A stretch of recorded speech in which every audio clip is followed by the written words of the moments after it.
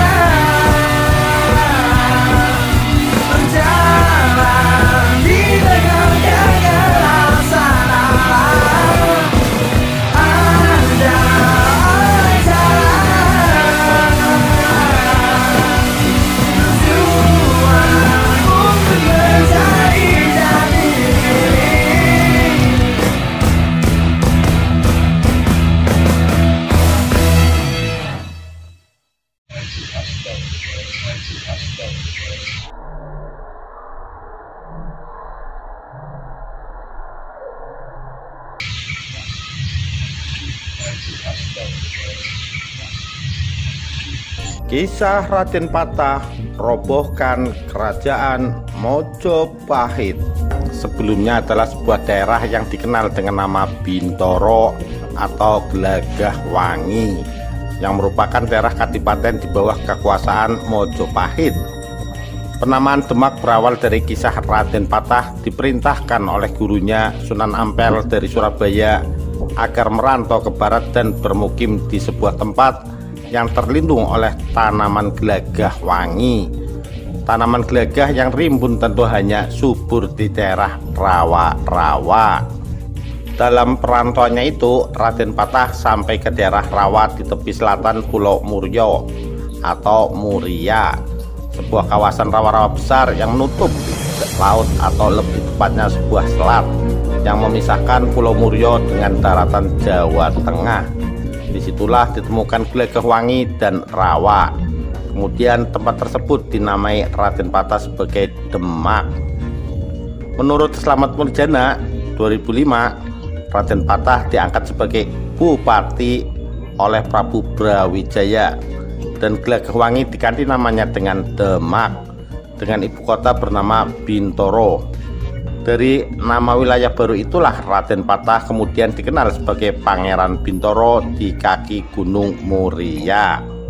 Setelah merasa kuat karena memiliki daerah yang strategis dan mempunyai dukungan baik dari Wali Songo dan kerajaan-kerajaan Islam di Jawa, maka para wali memerintahkan agar Raden Patah menjadikan Demak sebagai kerajaan Islam dan memisahkan diri dari kerajaan Mojopahit, seperti dilansir dari buku Ensiklopedia Kerajaan Islam di Indonesia Binuko Amarseto.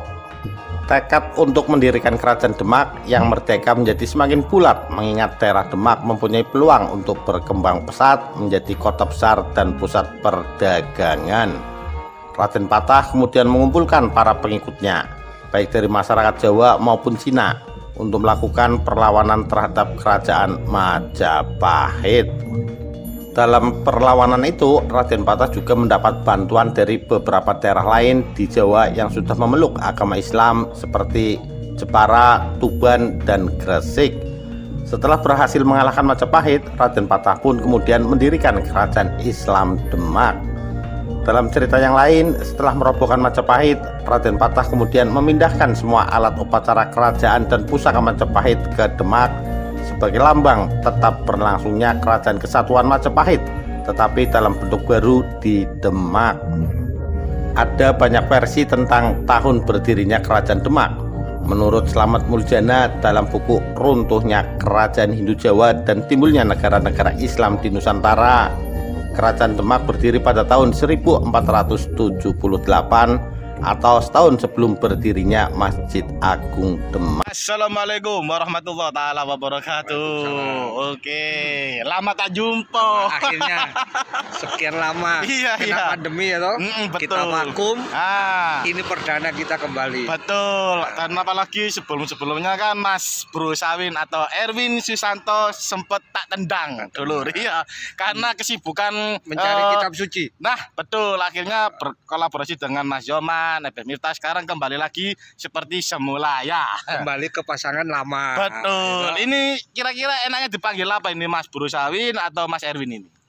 Enaknya tetap biar enggak lupa viewer, Bro Sawin aja. Bro Sawin. Ya, oke, Mas Bro. Ini kan tadi sempat kita berziarah ya ke petilasan Raden Patah. Ya, sempat Mas Bro ini bilang ngobrol sama juru kunci ya.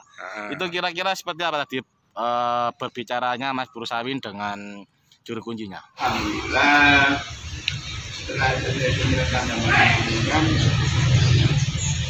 yang diundang dari Surabaya ke Jakarta ke Kemenlu, salah satunya pulau sebenarnya. Makanya dengan undang-undang termasuk jelasan untuk sangat bagus.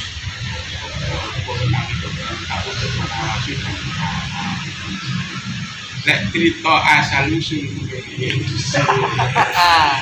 soalnya dari bahasa Indonesia asal usul terus oleh usul tapi musim makhluk kan gitu kan cara pikiran kula niki kok iso Raden Patah kesini ini berlari cari lahan baru atau kayak apa kasarannya itu loh, ngajarkan agama agama nambah enten yang pikiran bikin itu ada mungkin untuk pun kan dikaji begitu apa tuh dia oleh tidak saya tidak berlanjut nah ini semuanya saling ada pulau baru kenapa pulau lahir tahun 62 meter ini lupa di pulau jadi pulau kayak gini tidak penting kata sudah saja boleh main ini bolehnya dengan tentuan tak siap ini kayak kenal kan betul roto jenis roto karena di rumah rumah anak sepak segitu iya karena anak-anak itu ini ditarik sekarang kali itu krono boten enten diane sendiri gawe baca mojo betul Sidoarjo sik sampai Perak bahkan sebagian Madura itu menganut ajaran muara untuk tempat pemujaan pada saat itu istilahnya nggone wong ibadah pada saat itu tapi dengan tradisi mereka dengan cara mereka dengan tata cara mereka itu adalah pemujaan manusia.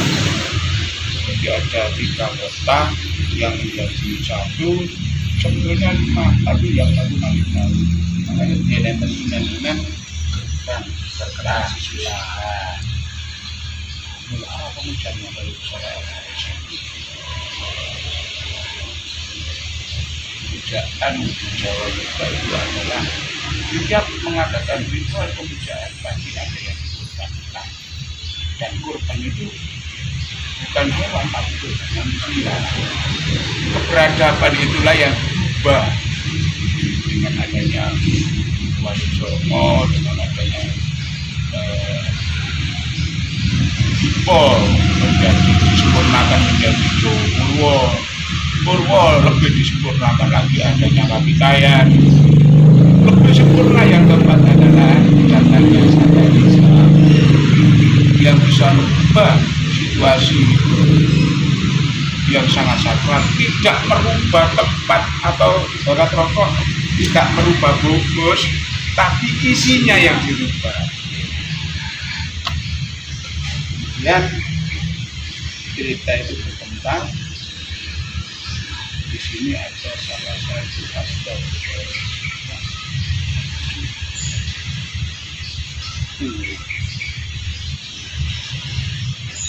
salah satu kembang desa. Kembang desa itu nek saiki ngono diidolano wong primadona.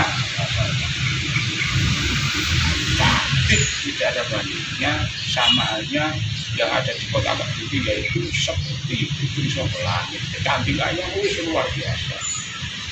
Jadi pekerjaan sehari-hari adalah sebagai penari. Biar kalian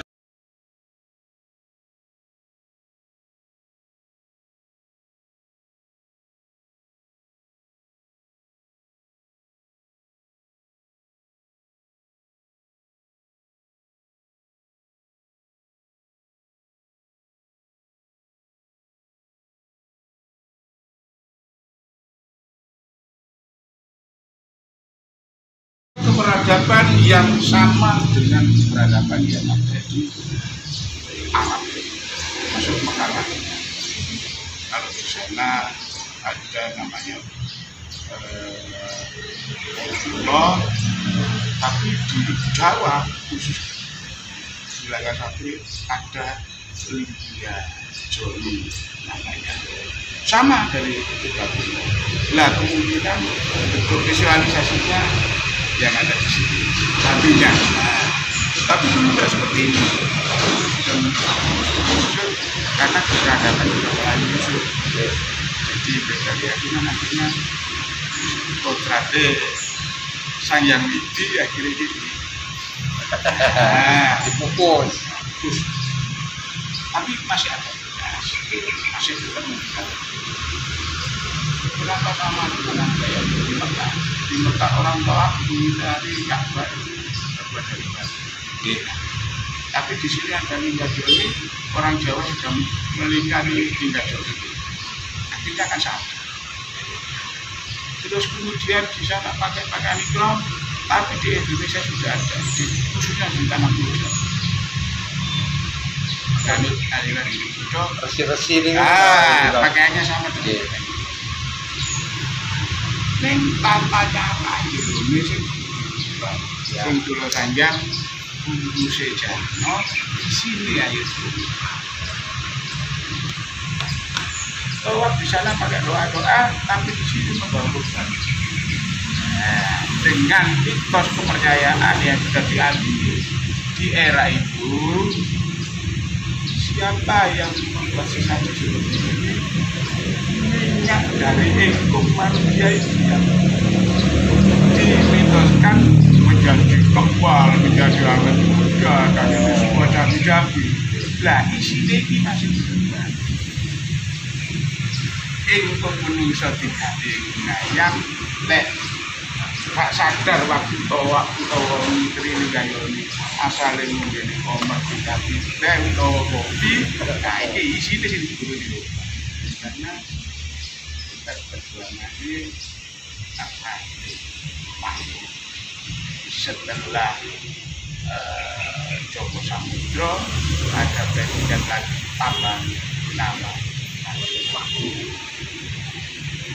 kira-kira dengan mungkin setelah sadar ini kedapuk namanya Sunan Giri Sinten dengan dari Joko Samudro Raden Paku sadar ini Sunan Giri Sinten lagi Alhamdulillah.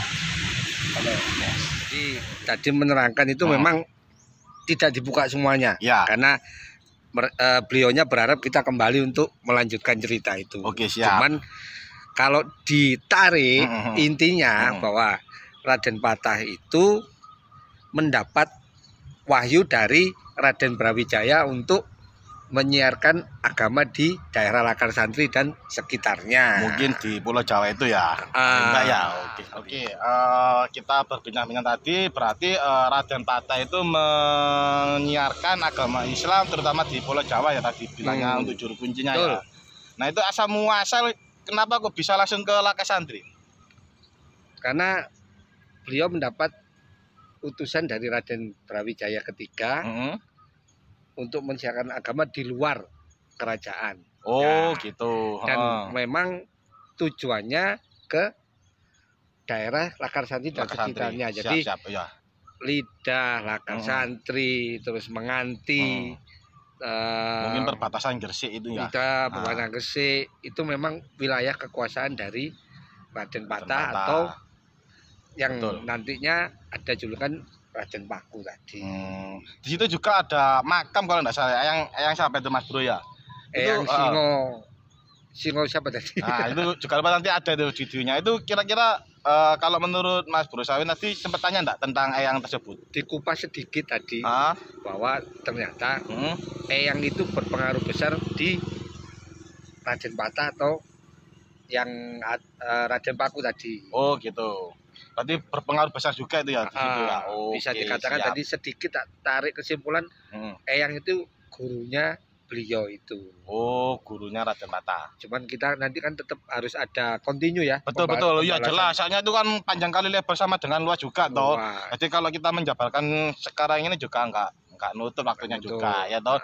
Kita harus samping itu juga enggak bisa langsung ke finishnya, harus tahap episode 1, episode 2, episode 3. Jadi biar enggak salah kaprah semua tentang sejarah ya Mas Bro ya. Kita menceritakan legenda ini. Betul. Ini bahaya juga kalau kita sampai salah mengulas.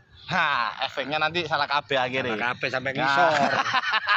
Oke lah, ini kan sudah waktunya zuhur. Kita mau sholat zuhur dulu ya kan. Menunaikan ibadah sholat, terutama bagi orang Islam. Oke, cukup sekian untuk perjalanan kita. Semoga ini bermanfaat untuk kalian semua. Jangan lupa tonton terus YouTube Kita Berdua Samsem dan Mas Bro Sawin, terutama karena channel-channel yang kemarin sempat keblokir, vakum. Nah, ini mungkin perdana juga membuka konten. Oke, cukup sekian dari saya Samsem undur diri dan Bro Sawin. Assalamualaikum warahmatullahi wabarakatuh. My name is Sam.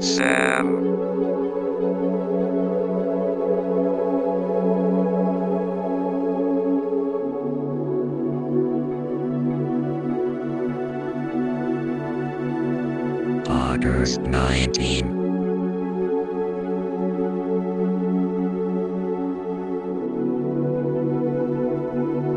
My name is Sam.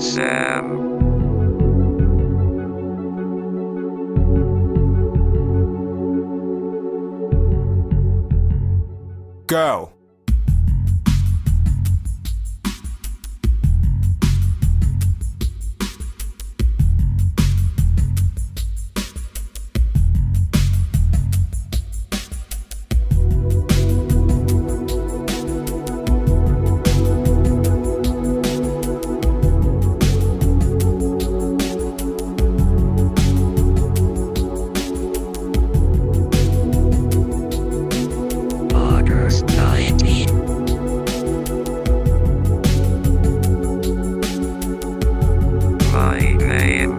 Sam.